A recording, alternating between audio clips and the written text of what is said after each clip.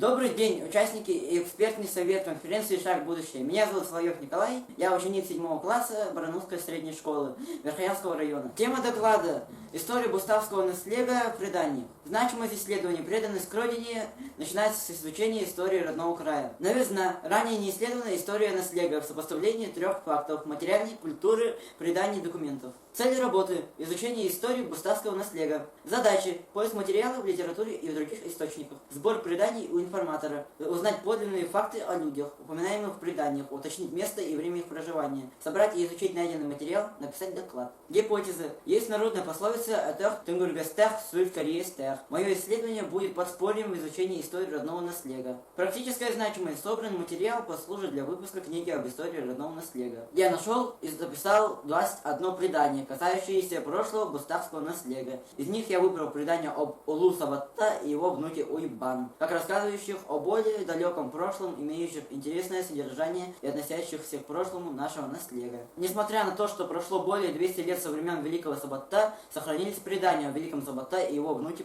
Иване. Сабатта Мучуев, великий богач, был очень дерзким, злобным, поэтому прозвали Великий Сабатта. Как говорится в преданиях, любил делать много разных проказов, проделок. Иговинные игры великих богачей, проводимых на Исеехе. Бои сильнейших шаманов, обладающих волшебной силой. Проверяли, насколько сильны и сиемях шаманы. Сиемях Оюн шаман, пожирающий человека, против которого питает зло, наводя на него беды и болезни. Показы ужасающих людей, чей человек окажется наиболее грозным, страшным, ужасающим уродом. В преданиях имеется 3 версии, как обеднел внук Сабатта Иван Стручков. Первый вариант. Иван очень злобный, жадный, гнетущий богач. Причиной его разорения по доносу жителей Улуса пришла комиссия с юга, сделала опись его имущества и богатства Ивана и раздала бедным. Второй вариант. Иван ослаб и обеднел из-за ссоры с великим шаманом Аргалаабыт. Третий вариант. Известный как Аргалаабыт или ушедший на запад старик, упоминается в книге «Описание Верхоянского округа» Ивана Худякова в главе «Шаманы, почитаемые после смерти». Люди, упоминаемые в этих преданиях, действительно существовали. Об этом свидетельствует седло начала 19 века, которое хранится в музее Полис Холода города Верхоянска. Кем являлись в реальной жизни Мучуи, узнал в документах 1850 и 1858 года. Князь Константин Стручков Мучуи принял крещение и мог жить до 1807